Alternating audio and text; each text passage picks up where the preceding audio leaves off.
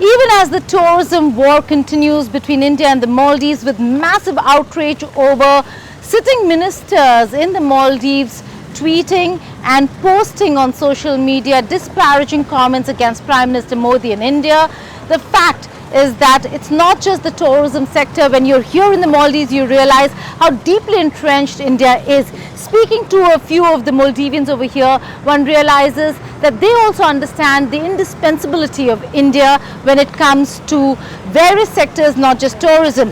Infrastructure, the medical sector. India has played a very important role when it comes to the development of the Maldives. Also, where is it situated? It's situated in the Indian Ocean, a very important and geostrategically located country. This archipelagic state of the Maldives is critical to securing the waters over here.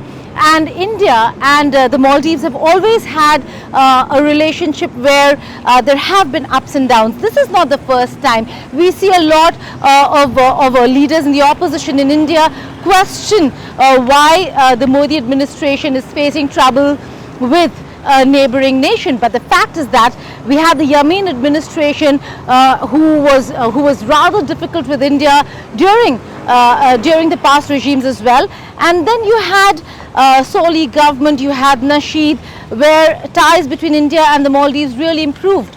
These are two countries that cannot look at things in isolation, but also cannot allow certain elements that affect India-Maldives ties to really take over the entire relationship itself. Why should India cede space to the Chinese here in the Maldives?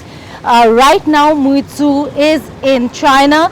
This is a very important state visit for the Maldivian administration, where you can see the leanings. But sources have told India today that the Maldives had proposed dates for a December 2023 visit of President Muizhu to India, even ahead of his oath-taking ceremony, and are waiting for a confirmation on dates from India.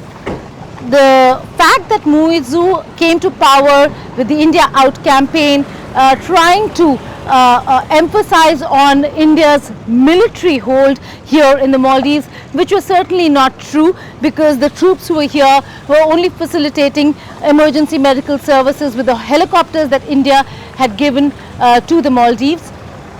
Having said that, after a week of taking office, he had come to power with the help of Yamin. Yamin and Muizhu have parted ways. Muizhu is trying to formulate and find his own path when it comes to domestic and foreign policy. And what we're looking at over here is Muizhu administration by suspending the three ministers who used disparaging, derogatory remarks, made derogatory remarks against Prime Minister Modi. By suspending them, they've taken action. But what is awaited is a strong condemnation from the highest officers. We'll have to wait and see how things pan out between the two countries, but never forget that these waters are important strategically for India, and a war on tourism, a personal choice on whether people want to come to the Maldives for a holiday or not aside, India will continue engaging the Maldives and ensure that it does not cede space to China. In Malé, Geeta Mohan for India Today.